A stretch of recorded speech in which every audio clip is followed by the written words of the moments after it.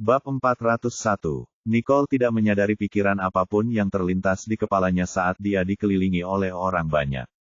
Banyak yang bisa melihat bahwa dia sebenarnya tidak terlalu sulit untuk diajak bergaul, jadi mereka mulai berbicara dengannya. Nicole, apa hubunganmu dengan bos kami? Kalian berdua adalah Riddles, apakah kalian memiliki hubungan darah?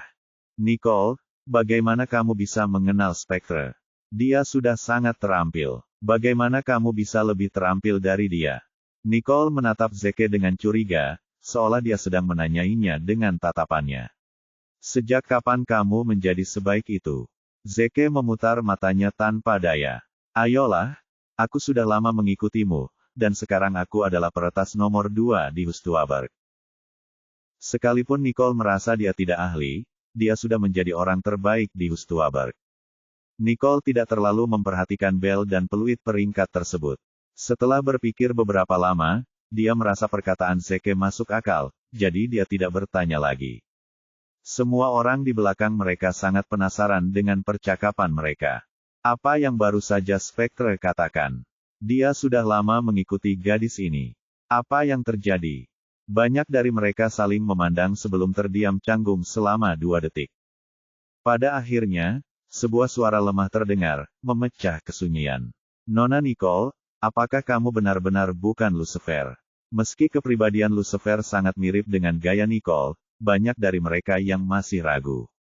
Salah satu hal tersulit bagi mereka untuk berdamai adalah Lucifer telah menyatakan dalam database informasi Hunter bahwa dia adalah seorang laki-laki.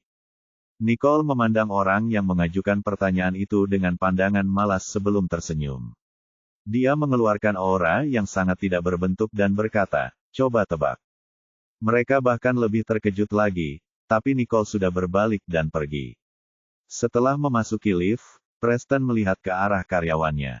Mereka tidak menunjukkan kegembiraan apapun ketika diberitahu bahwa mereka mendapat cuti berbayar, namun ketika Nicole meminta mereka untuk menebak, semua orang merasa gembira dan terkejut, seolah-olah mereka sudah menemukan jawabannya.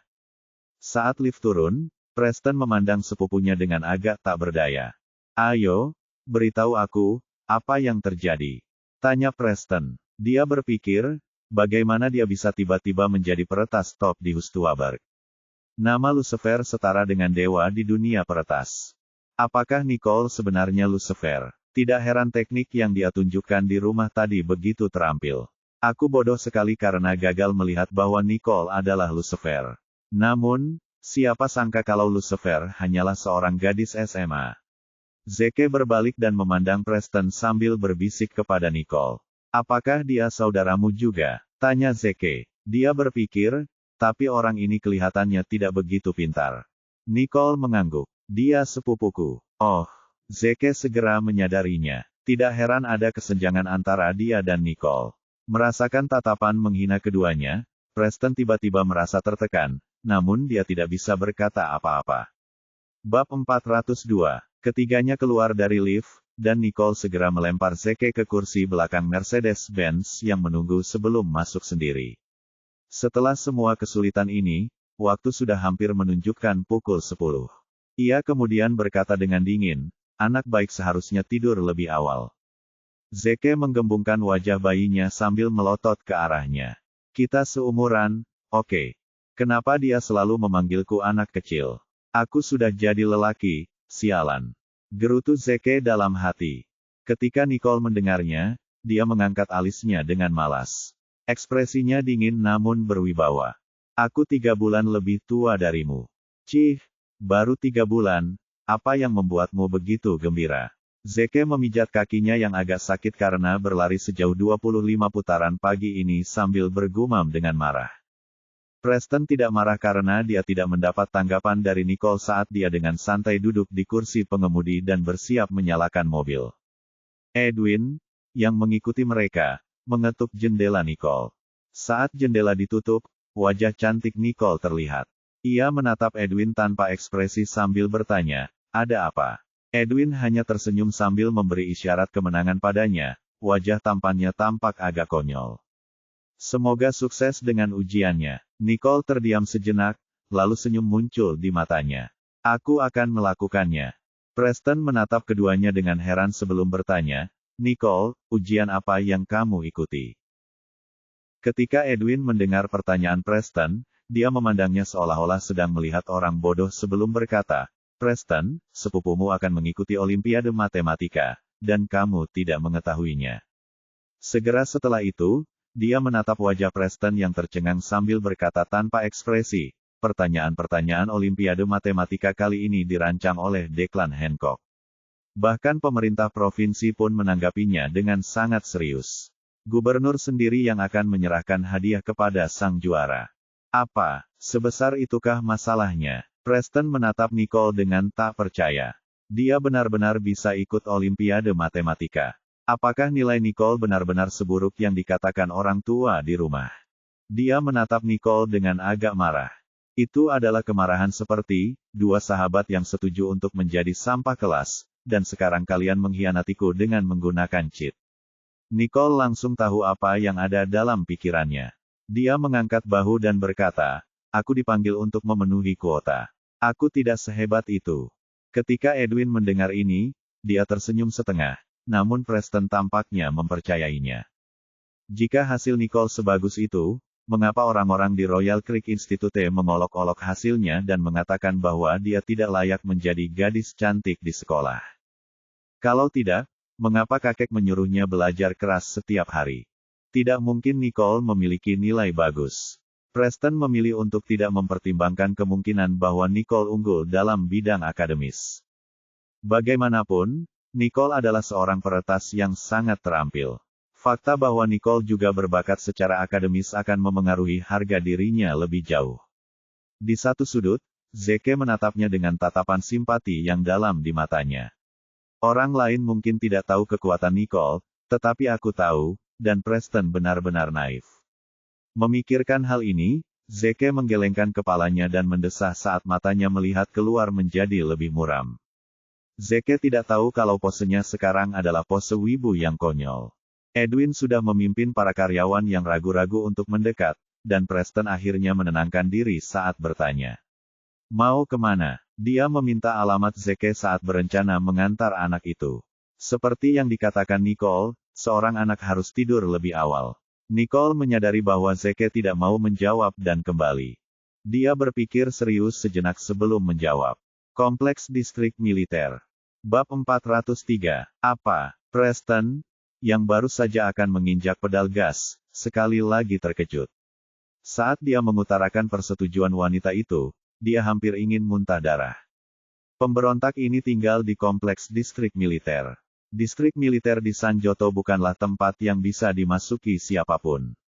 Setiap orang yang bisa tinggal di sana adalah orang-orang dari latar belakang yang berpengaruh. Berpikir kembali bahwa cara dia memperlakukan Zeke sebelumnya cukup baik, Preston menyeka keringat di dahinya dan berencana untuk mulai mengemudi. Pada saat itu juga, dia berkeringat dingin. Orang macam apa yang selama ini bergaul dengan Nicole? Suara Zeke yang agak tidak puas kemudian terdengar dari belakang, terdengar agak enggan juga. Kita tidak akan pergi ke distrik militer. Aku akan kembali ke asrama Institut Norton. Zeke yang sepertinya teringat sesuatu, membalas dan menatap Nicole sambil berkata jujur. Kalau tidak, aku harus bangun jam 4 pagi. Ini terlalu pagi. Aku tidak bisa bangun.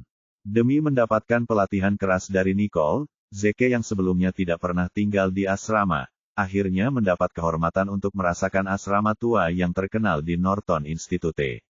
Sekolah itu terkenal karena melatih para siswanya untuk menjadi pekerja keras, Spartan, dan pekerja keras, tetapi kenyataannya, sekolah itu kekurangan dana.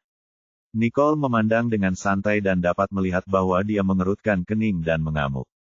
Senyum muncul di matanya saat dia menatap Preston dan berkata dengan tegas. Baiklah, aku harus kembali ke asrama Royal Creek Institute. Jaraknya di sepanjang jalan. Preston menampilkan pandangan yang agak berbeda di matanya saat dia mengangguk dan tidak mengatakan apapun saat dia bersiap untuk mengirim keduanya kembali. Dia telah melalui banyak hal hari ini. Dia harus mengatakan bahwa dia sedikit lelah dan perlunya. Melihat wajah Preston yang agak muram, Nicole berkata dengan datar, Preston, tolong rahasiakan masalah aku sebagai Lucifer. Dia memiliki banyak musuh, dan jika mereka mengetahui siapa dia, mereka pasti akan mencarinya. Baiklah. Preston mengangguk. Dia akan terus merahasiakannya. Nicole tersenyum ketika kilatan muncul di matanya. Putih sudah terlalu sering muncul di hadapannya. Sudah saatnya dia menyelidiki siapa orang ini. Zeke menatap Nicole dengan aneh karena dia merasa Nicole sedang menyusun beberapa rencana. Dia sedikit khawatir tetapi hanya bisa berjalan di sekelilingnya memilih demi memilih. Tak lama kemudian, Preston menghentikan mobilnya di gerbang Royal Creek Institute. Nicole dan Zeke turun bersama. Saat Nicole menutup pintu, dia berkata kepada Preston, krisis perusahaanmu sudah teratasi. Jangan berlarian. Kamu harus pulang. Preston mengangguk dan agak menjawab karena Nicole akan mengatakan sesuatu seperti ini. Tetapi dia segera memikirkan sesuatu saat senyum nakal muncul di wajahnya. Nanti kalau kamu punya waktu, tolong ajari aku teknik yang kamu lakukan hari ini. Nicole sedikit terkejut. Preston ini sebenarnya mencoba memanfaatkannya. Zeke menatap Preston dengan penuh minat. Nicole bahkan tidak mau setuju untuk mengajarinya tidak peduli seberapa dia memohon. Jadi permintaan Preston hanyalah angan-angan. Benar saja, Nicole menjawab dengan dingin. Aku tidak punya waktu. Aku sedang ujian. Jawaban ini cukup membuatnya muntah darah. Seorang hacker top seperti dia kecewa dengan ujian. Namun, Preston tidak dapat menemukan jawaban untuk membantahnya. Bagaimanapun, dia memang seorang pelajar, dan studinya adalah yang utama. Baiklah, Preston lalu mendesah pelan sambil melaju pergi. Bab 404, Nicole tidak memperhatikan ekspresi Preston. Sebaliknya, dia menoleh ke Zeke ketika dia tiba-tiba teringat apa yang dia katakan di dalam mobil. Sepertinya Anda sangat tidak puas dengan jadwal pelatihan yang telah saya tetapkan untuk Anda. Zeke tidak mengira Nicole akan mengingatnya. Dia segera menjelaskan, bukan itu maksudku, Nicole. Pikirkan saja, saya harus mencapai persimpangan pada pukul 3:30. Bukankah itu berarti saya harus bangun jam 4 karena saya baru bisa ke sana setelah mandi? Aku akan terlalu lelah untuk ini. Zeke masih mengeluh. Ketika dia menyadari Nicole telah pergi, dia hanya ingin menyusulnya. Suara Nicole pun langsung terdengar bersamaan dengan suara angin, jika kamu masih keberatan, datanglah besok jam 3:30. Sekarang, kembalilah dan tidur. Zeke cemberut karena dia sedikit tidak senang. Dia tidak berani menantang otoritas Nicole, jadi dia hanya bisa berbalik dan berjalan dengan malu ke sekolahnya sendiri. Hah, jam 4 tidak terlalu buruk, kurasa. Jika saya tidur sekarang, saya bisa tidur setidaknya 5 jam. Setelah Preston kembali ke rumah keluarga Riddle, dia melihat jam di lorong dan menyadari bahwa saat itu sudah pukul 23.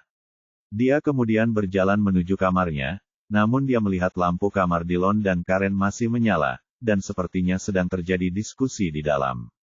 Preston tidak mempermasalahkannya saat dia berjalan melewati ruangan.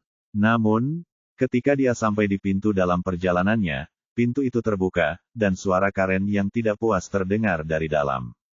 Kenapa kamu pulang larut malam? Preston berhenti. Dia berkata tanpa ekspresi. Aku mengantar Nicole ke sekolah sebelum kembali. Ia tidak pernah menceritakan kepada orang tuanya bahwa ia dan Edwin telah mendirikan perusahaan. Bahkan ketika masalah serius seperti itu terjadi di perusahaan, Preston tidak pernah terpikir untuk menceritakannya. Karen menatap putra kesayangannya dengan kerutan yang jarang terlihat di wajahnya. Nicole, sejak kapan kamu menjadi dekat dengannya? Pantas saja Preston tidak berbicara saat kita bertengkar dengan keluarga Daniel saat itu. Apa itu karena Nicole? Preston mengerutkan kening. Ia selalu merasa orang tuanya berlebihan karena mengejar seorang wanita muda tanpa alasan. Dan sekarang, ketika Karen bereaksi begitu kesal hanya karena dia mengirimnya kembali sebagai sepupunya, dia merasa bahwa Karen benar-benar bersikap tidak masuk akal. Bu, Nicole adalah sepupuku. Tidak dapat dipungkiri jika kami bertemu saat berada di rumah kakek. Bisakah kamu berhenti mengejarnya? Hari ini adalah pertama kalinya dia mengenal Nicole. Dari apa yang dia lihat, dia bukanlah orang jahat. Dia merasa orang tuanya telah salah paham terhadapnya. Melihat Preston berbicara membela Nicole, ekspresi Karen menjadi pahit. Preston, Aku memperingatkanmu, jangan terlalu dekat dengan Nicole. Apakah kamu mendengarku? Lihat saja bagaimana dia memperlakukan kita. Dia pasti mendekati Anda dengan suatu motif. Kamu adalah orang yang sangat naif, jangan tertipu olehnya. Ketika Preston melihat Karen masih mengomel tentang Nicole, dia tidak mau repot-repot menghiburnya lagi. Dia melirik ibunya dengan tatapan kesal di matanya. Apakah kamu mencariku hanya untuk mengatakan semua ini? Baiklah, aku akan tidur sekarang. Karena aku tidak bisa menghubunginya, kenapa aku harus repot? Memikirkan hal itu, dia berbalik untuk pergi. Karen sedikit panik saat melihat reaksi Preston dan segera mengulurkan tangan untuk menariknya menjauh. Untuk beberapa alasan, dia selalu memanjakan Preston sejak dia masih kecil, memberinya apa saja, tapi Preston tidak pernah sedekat itu dengannya dibandingkan dengan Snow dan Raine. Bu, aku lelah. Bisakah kamu membiarkanku tidur? Bukan hanya hari ini. Dia lelah selama beberapa hari terakhir, dan akhirnya dia bisa tidur nyenyak malam ini. Dia ingin istirahat. Bab 405. Ketika Karen merasa Preston memperlakukannya dengan sangat dingin, raut wajah masam muncul di wajahnya. Pasti wanita jalang itu yang mengatakan sesuatu tentangnya. Memikirkan hal ini, Karen dengan cemas menatap Preston sambil berkata, katakan pada ibu sekarang, mengapa ibu tidak pulang ke rumah selama beberapa hari terakhir? Apakah karena Nicole mengatakan sesuatu padamu? Ceritakan semua yang dikatakan wanita jalang itu kamu. Karen menduga Nicole pasti telah berbicara buruk tentang dirinya kepada anak-anak di belakangnya. Kalau tidak, putra tidak akan menyatakan sedingin itu. Preston paling benci kalau ibunya seperti itu. Dia dengan santai menarik tangannya saat mendengarnya. Karen tidak membayangkan akan menarik tangannya dengan paksa dan tertegun sejenak. Melihat ekspresi terkejutnya, Preston tampak sedikit menonton di matanya. Nicole tidak banyak bicara padaku. Sebaliknya, kaulah yang berbicara. Preston menyingsingkan lengan bajunya, menampilkan tempat Karen mencengkeramnya tadi. Kulitnya sudah tampak membiru kehitaman, seperti memar yang muncul setelah dicengkeram dan dicubit.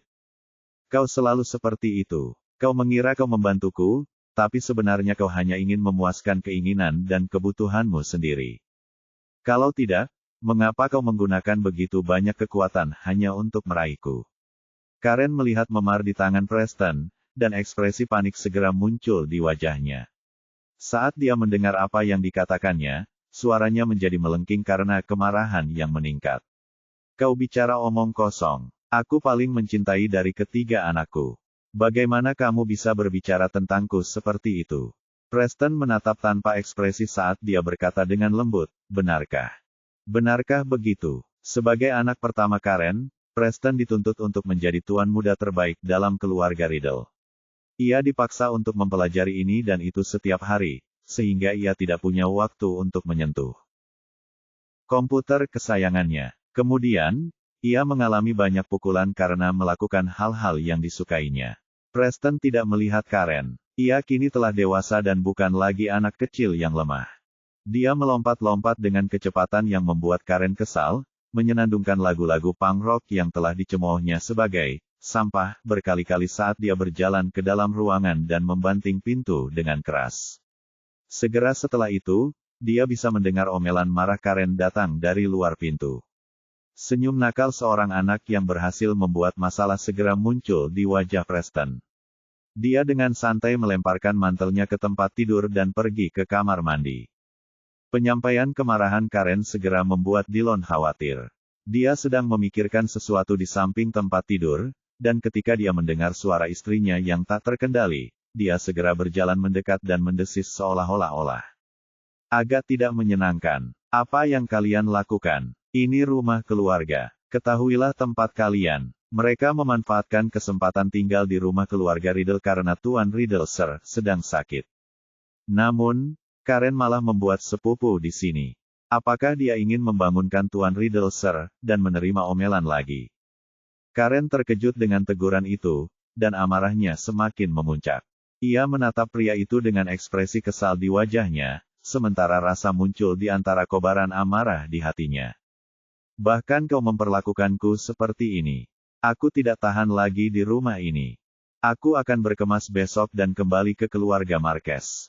Dia selalu mengatakan ini berulang-ulang, dan Dillon sudah terbiasa dengan itu, jadi dia hanya mengangkat bahu ketika dia mengatakan itu. Namun, dia sepertinya mengingat sesuatu saat dia meraih bahunya dan berkata, "Cukup, bukankah kamu bilang kau ingin membiarkan Preston mendapatkan perhatian lelaki tua itu dan membuatnya menyukai kita lagi?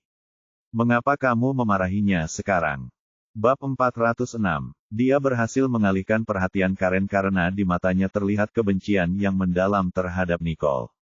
Semua ini gara-gara Nicole. Dia pasti sudah memberitahu anak kita sesuatu. Kalau tidak, betapapun besarnya Preston, dia tidak akan pernah berani membantahku.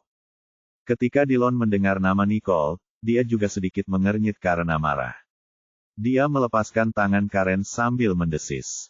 "Kau benar. Ketika aku hampir pingsan saat itu, Preston sama sekali tidak bereaksi. Nicole pasti telah melakukan sesuatu tentangnya." Suami istri itu berdiskusi tentang Nicole cukup lama sebelum Dillon akhirnya mengingat sesuatu yang penting dan menatap Karen dengan cemas sambil berkata, "Jika Preston benar-benar dekat dengan Nicole, itu berarti dia tidak akan membantu kita dan mungkin akan menghalangi kita juga. Menurutmu apa yang haruskah kita melakukannya?" Karen juga memikirkan hal ini sambil membuka matanya, dan kilatan dingin muncul di matanya. "Kalau begitu, kami akan melakukannya sendiri." Dillon menatapnya. Sesaat kemudian, dia menyampaikan suaranya sambil berkata, "Tapi Nicole sangat waspada terhadap kita." Karen meliriknya dan mencibir, "Aku tidak percaya dia tidak punya kelemahan." Pagi berikutnya, Zeke muncul tepat waktu di lapangan lari dengan 2 lingkaran mata hitam besar di wajahnya. Nicole sudah berdiri di sana sambil dengan tenang melihat jam tangannya untuk memastikan bahwa dia tidak terlambat sebelum berkata dengan santai, "Misimu hari ini adalah berlari 30 putaran. Ini adalah jumlah kilometer yang biasanya kamu perlukan untuk berlari setiap hari. Setelah kamu terbiasa dengan 30 putaran ini, saya akan menambahkan latihan lainnya." Zeke tidak bisa berkata apa-apa lagi saat ia memulai hari barunya berlari. Nicole menatap wajahnya saat jejak emosi muncul di matanya. Dia masih sangat jauh dari kemampuannya untuk mulai belajar seni bela diri. Saat Zeke selesai berlari, langit sudah cerah, dan saat cahaya fajar berwarna jingga menyinari Nicole, jantung Zeke berdebar kencang tanpa alasan. "Apa yang terjadi? Apakah aku terlalu banyak berlari hingga aku terkena aritmia jantung?" Ia perlahan berhenti untuk menghentikan jantungnya yang berdetak kencang. Kakinya sangat sakit sehingga ia hampir tidak bisa berdiri dan perlu istirahat cukup lama sebelum ia bisa berdiri lagi. Melihat Riddle sudah selesai berlari, Nicole tidak banyak bicara saat berbalik dan menuju kelas. Hari sudah Jumat dan merupakan hari persimpangan keluarga Riddle, dan besok dia juga akan mengikuti Olimpiade Matematika. Dia tidak punya banyak waktu lagi, karena ujian bulanan akan jatuh pada Senin depan. Sangat merepotkan. Nicole menghela nafas. Ia tidak pernah serius mencoba menjadi pelajar sebelumnya, dan kini ia menyadari bahwa mencoba menjadi pelajar lebih sulit daripada menjadi peretas papan atas. Dia lalu berjalan dengan muram menuju gedung kelas. Dari jauh, dia melihat Spencer dan Samuel. Mengira mereka sedang menunggunya, Nicole pun berjalan ke arah mereka. Saat mendekat, dia melihat ada sosok kurus berdiri di samping mereka. Norah yang marah itulah yang tidak pulang ke rumah selama beberapa hari. Samuel sepertinya mencoba menasihatinya. "Norah, kamu sudah gila selama beberapa hari ini. Ibu bertanya padaku, mengapa kamu tidak datang ketika kamu datang ke rumah kakek tempo hari?" Nicole sedikit mengernyit. Norah kembali ke rumah keluarga Riddle. Mengapa dia tidak tahu tentang ini? Punggung Norah menghadap Nicole, jadi wajar saja jika dia tidak melihatnya saat dia menundukkan kepala dan berpura-pura tidak bersalah saat berkata, "Kudengar kakek sakit, jadi aku ingin kembali dan menjenguknya. Tapi sekarang semua orang hanya memikirkan Nicole, dan tidak memikirkan aku lagi. Aku bukan lagi Riddle. Aku malu melihat kakek." Jadi hari dia kembali adalah hari saat Snow kehilangan berlian merah mudanya. Mata Nicole membuka saat dia berhasil menghubungkan sesuatu. Dia kemudian berjalan mendekat, dan berkata dengan dingin, "Apakah karena kamu malu melihat kakek atau karena kamu telah mengambil sesuatu di pintu?" Bab 407. Ucapan Nicole membuat tubuh Norah menegang. Ia lalu berbalik dan matanya terbelalak. Siapa namamu? Kenapa dia ada di sini? Dia sengaja menunggu Samuel dan Spencer di sini dan akhirnya menemukan kesempatan untuk membujuk mereka agar pulang. Tanpa diduga, dia langsung bertemu Nicole di sini. Bukankah dia seharusnya ada di kelas sekarang? Norah bertanya-tanya. Kenapa kau menatapku dengan heran? Sekarang merasa bersalah. Nicole mengangkat alisnya. Ia merasa aneh bahwa Snow tiba-tiba kehilangan berlian merah mudanya. Namun hanya ia dan saudara-saudaranya yang pulang malam itu. Snow dan Raine tidak akan sebodoh itu mencuri barang-barang mereka sendiri.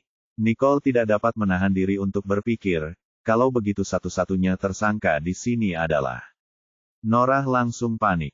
Omong kosong apa yang kau ucapkan? Buat apa aku merasa bersalah? Ia cepat-cepat berpura-pura tidak bersalah. Aku tahu kau tidak ingin aku pulang, jadi aku tidak akan pulang. Tapi jangan coba-coba menjebakku. Nicole mengangkat alisnya. Aku bahkan belum mengatakan apa yang membuatmu merasa bersalah, jadi bagaimana kau tahu aku mencoba menjebakmu?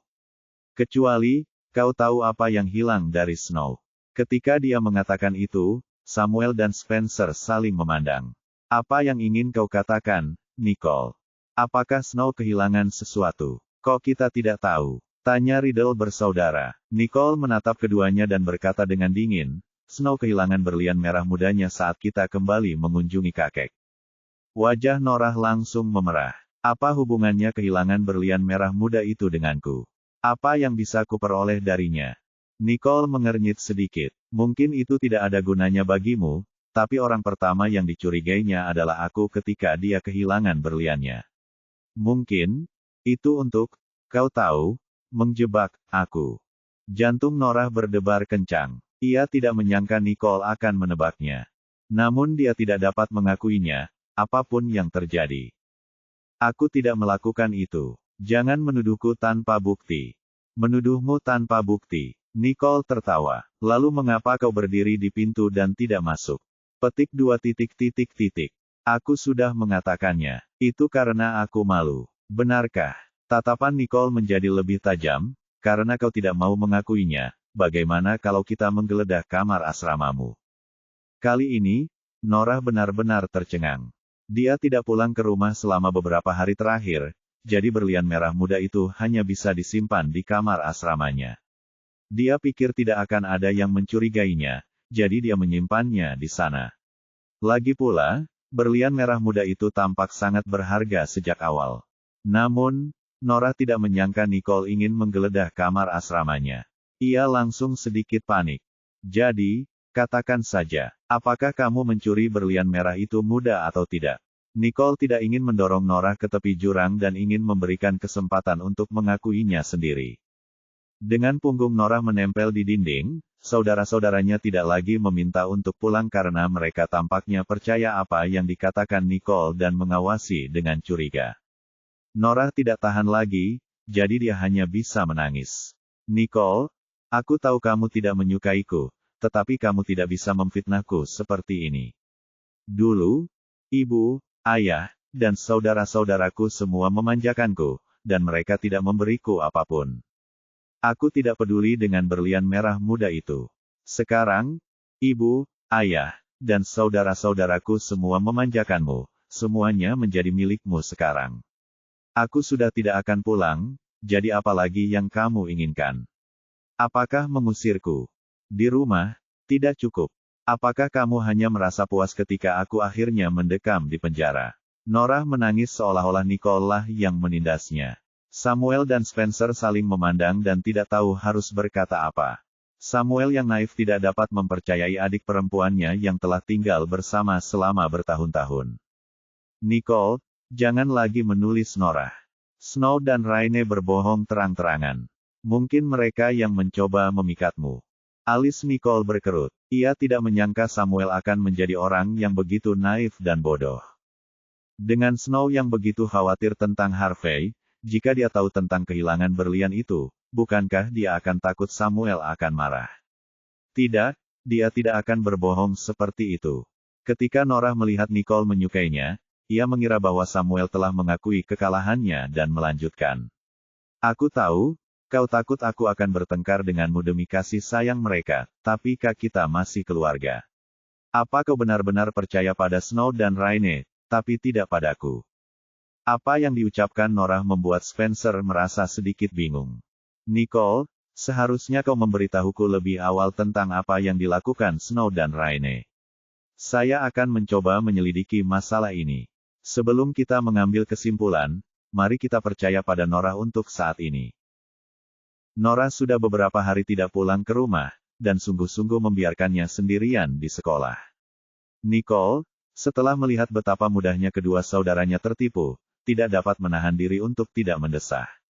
Namun, untuk bukti, jika aku ingin menyelidiki masalah ini, itu akan jauh lebih mudah daripada siapapun, pikir Nicole sambil melengkung. Dia percaya tersenyum diri. Baiklah, mari kita tunggu sampai aku mengumpulkan buktinya. Aku akan kembali ke kelas dulu. Waktu kelas sudah hampir tiba, dan dia tidak ingin membuang-buang waktu lagi dengan Norah. Nicole, baik Spencer maupun Samuel menatap Nicole pergi dengan dingin dan mengira dia marah. Norah memanfaatkan kesempatan itu untuk menyindir. Samuel, Spencer, kalian sudah melihatnya sendiri. Dengan Nicole yang sangat membenciku. Lebih baik, kalau aku tidak pulang. Samuel mendesah. Tidak, kalian sudah tidak pulang selama berhari-hari. Ibu khawatir. Meskipun dia merasa Nicole tidak akan pernah berbohong, dia masih belum bisa merangkum Norah. Kukup, sudah berhari-hari berlalu. Hentikan omongan kosong ini. Kau harus pulang dan menghargai waktu yang kau miliki bersama ibu dan ayah, Spencer mengingatkan Norah. Norah, yang merasakan ada yang tidak beres, langsung bertanya, mengapa kamu mengatakan ini, Spencer? Spencer tidak menyembunyikan masalah itu darinya. Aku tidak sengaja mendengar Sean memberitahu ibu dan ayah bahwa dia telah menemukan petunjuk tentang orang tua kandungmu. Bagaimana mungkin? Norah tercengang, dan matanya membelalak. Baik Spencer maupun Samuel terkejut. Mengapa reaksi Norah begitu aneh? Norah segera menyadari bahwa dia telah bertindak berlebihan dan segera menjelaskan. Aku hanya tidak menyangka Sean akan menemukan mereka secepat ini. Piagam 408. Namun, sedikit rasa panik melintas di jantungnya. Bagaimana mungkin? Keluarga itu selalu menyembunyikan jejak mereka. Mereka seharusnya tidak ditemukan sejak awal, pikirnya. Ya, kami juga tidak menyangka akan secepat ini, jadi pulanglah.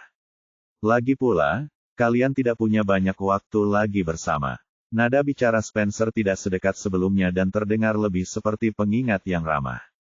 Aku mengerti, Norah tidak berani mengucapkan malu-malu lagi dan hanya bisa mengangguk setuju. Kami berangkat duluan. Melihat bahwa dia akhirnya setuju, si kembar merasa lega dan mengucapkan selamat tinggal padanya. Sementara Norah memperhatikan keduanya pergi, ekspresi berubah dingin dan memohon, dia tidak menyangka Sean berhasil menemukan jejak orang tua kandungnya. Mereka ingin menyingkirkanku begitu saja. Tidak mungkin. Aku tidak akan pernah membiarkan kalian menyingkirkanku. Bab 409. Norah menggeram dalam hati, hanya ada satu putri dari keluarga Riddle, dan itu adalah aku. Di dalam kelas, Gary tengah menatap soal-soal di tangannya sambil mengerutkan kening dengan jengkel. Ia tidak peduli dengan hasil ujian bulanannya, tetapi karena taruhan Nicole dengan Ten Kennedy pada Olimpiade Matematika ini, ia berada di bawah tekanan yang sangat besar. Saat ia mendongak dan melihat Nicole kembali dan duduk dengan santai, Nicole tidak melakukan atau mengatakan apapun, tetapi Nicole memberikan perasaan tenang yang tidak dapat dijelaskan. Mengingat ucapan terima kasihnya yang jelas dan mengharukan kemarin, kekesalannya saat menyelesaikan mencoba soal matematika berkurang banyak. Jack, yang berada di samping Gary, mengingatnya, dan sebuah pemikiran terlintas di benaknya. Gary tampaknya memperlakukan Nicole dengan sangat berbeda. Seolah sedang memikirkan sesuatu, dia menoleh ke arah Junne, yang sedang mengerjakan revisinya dengan tenang, dan ekspresi serius muncul di wajahnya. Vivian juga melihat bagaimana Gary menatap Nicole, dan saat ia mengingat apa yang dikatakan Gary kemarin, senyum dingin muncul di wajahnya saat ia mengeluarkan ponselnya dan mengirim pesan. Gary melirik Nicole sekali lagi. Harvey, yang menerima pesan itu, mematikan layar sebelum menatap Miss Thompson di depannya. Senyumnya hangat seperti biasa. Nona Thompson, saya sudah mengerti apa yang terjadi beberapa hari lalu dan sudah bertemu Nicole juga. Ibu Thompson menatap Harvey dengan puas. Cucuten, Ellison ini telah memenangkan banyak penghargaan untuknya dan seluruh kelas, jadi ketika dia berbicara kepadanya, nada suaranya tanpa sadar akan melembut. Oh, katakan padaku, apa yang sebenarnya terjadi? Apakah Nicole sangat mempengaruhi nilai keseluruhan kelas, atau apakah dia mempengaruhi nilai siswa terbaik di kelas? Ketika Ibu Thompson mengingat wajah cantik Nicole, ekspresi jelek samar-samar muncul di matanya. Sekilas saja aku sudah tahu dia bukan murid yang baik. Mengingat saat Nicole mempermalukannya dulu, raut wajah Bu Thompson berubah muram karena ia berharap Harvey bisa melaporkan Nicole. Namun, saat Harvey mendengar apa yang dikatakan Bu Thompson, dia tetap tersenyum sambil berkata datar, Bu Thompson, Nicole memang punya pengaruh buruk di kelas. Seperti yang diharapkan, mata Miss Thompson berbinar seolah-olah dia telah menyadari kelemahan Nicole. Namun, Harvey tiba-tiba berhenti saat dia berputar. Dia tampaknya selalu mengalami kesulitan untuk muncul di lingkungannya. Mungkin karena kecantikannya, banyak orang akan pergi ke kelasnya untuk menemuinya, menyebabkan siswa divisi SMA kehilangan minat dalam pelajaran mereka. Saat dia mengatakan itu, Harvey menatap ke arah Miss Thompson. Bagaimanapun, ujiannya adalah Senin depan, jadi, bukankah seharusnya Anda melakukan sesuatu terhadap suasana di divisi sekolah menengah, Bu Thompson? Ekspresi Bu Thompson tiba-tiba berubah muram. Harvey telah mengisyaratkan bahwa Nicole tidak bersalah. Dia menyiratkan bahwa semua siswa lain berlari untuk melihat Nicole, dan itu karena kecantikannya. Ibu Thompson hampir ingin muntah. Tapi Harvey tidak akan berbohong padaku, jadi pasti ada masalah dengan siswa di divisi sekolah menengah. Saat dia memikirkan hal ini, Ibu Thompson berdiri dan bersiap untuk pergi ke gedung divisi sekolah menengah. Sebelum dia pergi, dia tiba-tiba teringat sesuatu saat dia bertanya kepada Harvey dengan sedikit gentar. Harvey, Nicole tidak punya hubungan khusus dengan kakekmu, kan? Bagaimana mungkin dia bisa melupakan adegan itu ketika Nicole langsung menelepon Tuan Ellison? Dia tidak ingin menendang tembok bata untuk kedua kalinya. Mendengar ini, Harvey memiliki kilatan cahaya di matanya saat dia melihat dengan sedikit kebingungan di wajahnya. Kakek, kenapa Nicole harus ada teknis dengan dia? Dia sengaja menjawab dengan sebuah pertanyaan, sepertinya dia tidak tahu apa-apa. Hanya saja Miss Thompson merasa lega saat dia berjalan keluar. Dia berbisik pada dirinya sendiri. Seperti yang kukatakan, tidak mungkin Nicole mengenal Tuan Ellison. Dia pasti mendapatkan nomor teleponnya secara tidak sengaja. Bab 410. Tuan Ellison adalah orang yang adil dan jujur, wajar saja jika dia mengabaikan sopan santun saat mendengar Nicole mengatakan hal-hal yang tidak menyenangkan seperti itu. Nicole mungkin sekali tidak ada sangkut pautnya dengan kemarahannya terhadapnya, pikir Ibu Thompson sambil memutar. Seolah kemenangan sudah di depan mata, dia buru-buru berkata pada Harvey, Harvey, kembalilah ke kelasmu dulu. Ada yang harus aku urus. Sambil berkata demikian, dia berbalik dan meninggalkan kantor itu. Dia memperhatikan pandangan aneh di mata Harvey, tetapi dia tetap menarik pinggangnya yang ramping sambil menghentakkan kaki keluar dengan sepatu hak tinggi stilettonya. Tak lama kemudian, Bu Thompson tiba di koridor kelas 11, dan meski sudah hampir waktunya kelas dimulai, pintu masuk kelas B masih ramai dan sangat berisik. Ada ekspresi bingung di wajah Ibu Thompson karena dia tidak mengerti apa yang tengah terjadi. Banyak siswa yang tampaknya bukan berasal dari divisi sekolah menengah atas. Bahkan ada beberapa dari divisi universitas, dan dia tidak dapat menahan rasa penasarannya. Apakah semua orang di sekolah datang ke sini? Apa yang mereka lakukan di sini? Saat dia sampai di tengah kepadatan, dia menarik salah satu siswa dan bertanya, apa yang kalian semua berkumpul di sini? Suasananya begitu berisik sehingga tidak terlihat seperti mereka akan menjalani ujian. Ketika seorang anak laki-laki melihat bahwa itu adalah dia, datangnya yang awalnya kesal langsung berubah saat dia berkata dengan hati-hati, Nona Thompson, kami di sini untuk meminta maaf. Minta maaf. Minta maaf untuk apa? Ibu Thompson ingin bertanya lebih lanjut, tetapi anak laki-laki itu, yang tampaknya berasal dari kelas 12, tahu betul kelainan antara Nicole dan Ibu Thompson. Thompson, lalu dia mengangkat tangannya dan memanggil. Nona Thompson ada di sini. Ayo kita pergi. Ketika semua orang melihat bahwa Ibu Thompson benar-benar ada di sana, mereka bereaksi cepat dengan mengambil barang-barang mereka dan melarikan diri. Beberapa saat kemudian, tidak ada seorang pun di pintu kelas 11. Ibu Thompson tidak punya tempat untuk melampiaskan pertanyaan-pertanyaan yang dimilikinya, jadi dia kesal dan semakin membenci Nicole. Ibu Thompson tidak dapat menahan kejengkelannya saat dia melangkah ke kelas B. Para siswa di dalam kelas sudah mendengar teriakan itu, jadi semua orang sudah duduk dengan benar di tempat duduknya masing-masing. Kelas terlihat sangat damai dan tenang. Miss Thompson mengabaikan mereka dan menyalakan dingin. Anak laki-laki di baris pertama memandang ke arah Ibu Thompson dan bertanya dengan malu, "Ibu Thompson, apa yang Anda lakukan di sini?" Ibu Thompson mendongak dan mencibir sambil berkata, "Apa yang kulakukan di sini? Kalau aku tidak datang ke sini, kalian bajingan pasti sudah menjangkau tempat ini." Ketika dia mengatakan itu, matanya tertuju pada Nicole seolah dia sedang berbicara dengan Nicole. Ekspresi Nicole tetap tanpa ekspresi saat dia bersandar malas di mobil.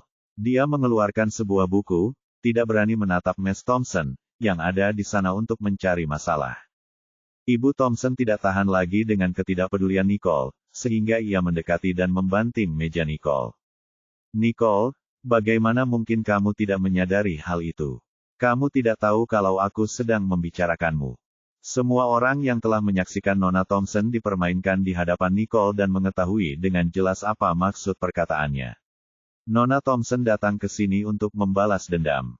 Semua orang tahu, tapi mereka hanya bisa menundukkan tangan dan tidak berbicara. Nicole mendongak tanpa ekspresi, dan saat dia menatap Nona Thompson, suaranya terdengar sangat dingin. "Ada apa? Apakah aku melakukan sesuatu?" Semua orang juga memandang ke arah Bu Thompson. "Ya, apa yang Nicole lakukan?"